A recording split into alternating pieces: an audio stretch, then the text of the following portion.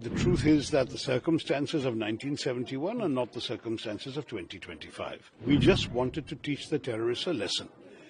That lesson has been taught. Today's Pakistan is a different situation. Their equipment, their military equipment, the damage they can do, everything is different. If Pakistan did not escalate, we would not have escalated. Pakistan did, we also did. The whole idea of this book launch is to celebrate the Constitution as a living document, an evolving document. A document that is relevant to the lives of every Indian, but it takes different shape at different times. We've had 106 amendments since it was first passed. There have been a number of judgments of the Supreme Court that have changed the way it applies. There have been serious issues, disputes, cases going on. It's all part of the fabric of the political, social life of Indians every day, not just legal. So it's a book that tries to demystify the Constitution for ordinary people. It's not written for lawyers, it's not written for constitutional scholars, but for you and me, just to appreciate what the Constitution means in our lives.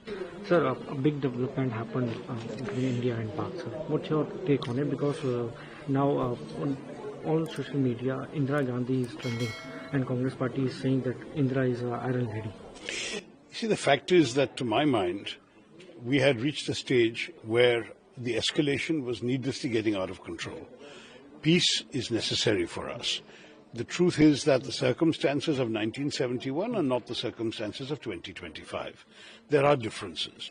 As far as I'm concerned, I believe that the people of India deserve peace. We have suffered a lot. We have lost a lot of casualties. Ask the people of Poonch how many have died since this war began and the shelling from the Pakistanis.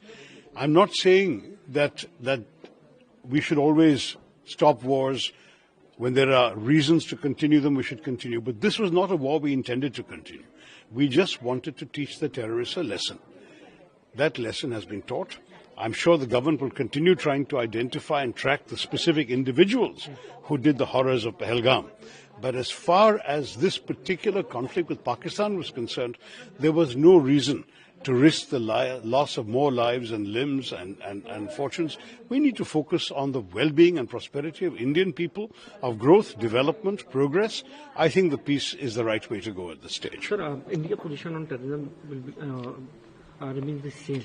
Our position on terrorism will not change. The way the government took few steps, like underwater to be suspended, there will be other measures also. Other measures have to be taken. I think we have to definitely use all the intelligence means available to find these people who did this terrible crime in Pahalgam, to identify them, track them down wherever they are and bring them to justice.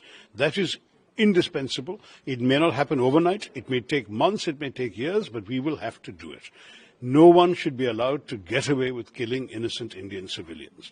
But that doesn't mean we should put the entire nation at risk in a prolonged war.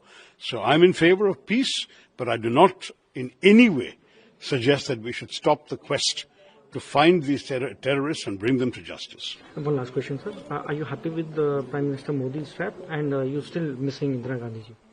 Look, I think 1971 was a great achievement of our history. I'm proud of it as an Indian. Indira Gandhi ji rewrote the map of the subcontinent, but the circumstances were different. Today's Pakistan is a different situation. Their equipment, their military equipment, the damage they can do, everything is different.